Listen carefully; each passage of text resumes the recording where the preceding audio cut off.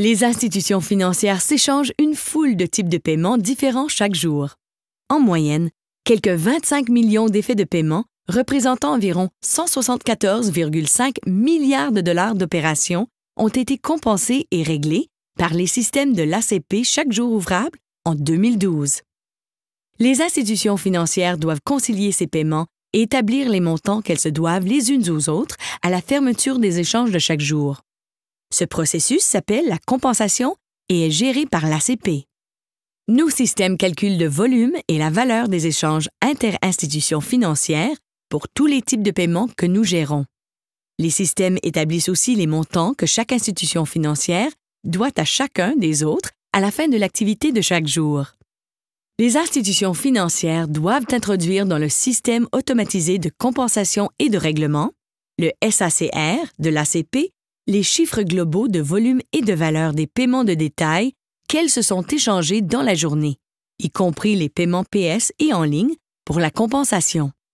Le SACR a de nombreuses catégories de paiements qui représentent chacune un type de paiement particulier.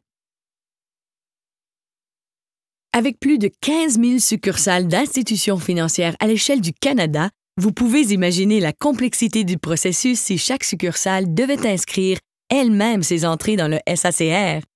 Le SACR fonctionne comme un système étagé pour rendre le processus plus efficace.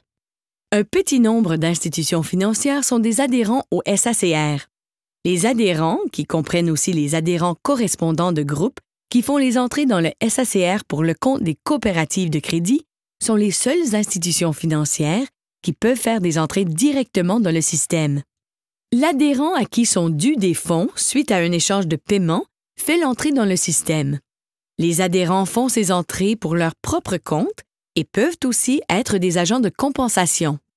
Les agents de compensation font des entrées dans le SACR pour le compte d'autres institutions financières qui ne sont pas des adhérents.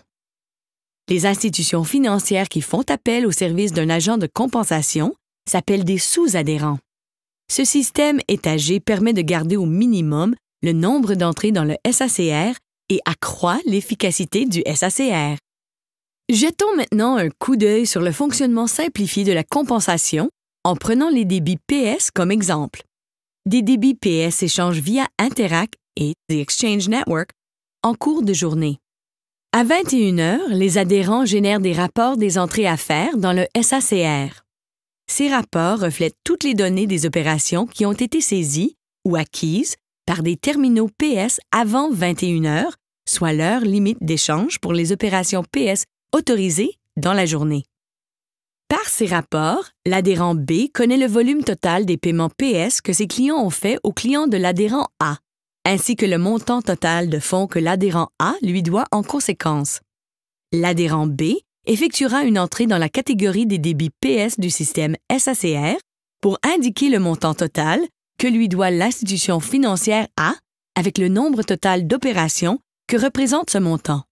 Chaque adhérent effectue des entrées dans le SACR pour chaque autre adhérent qui lui doit des fonds pour chaque type de paiement échangé dans la journée.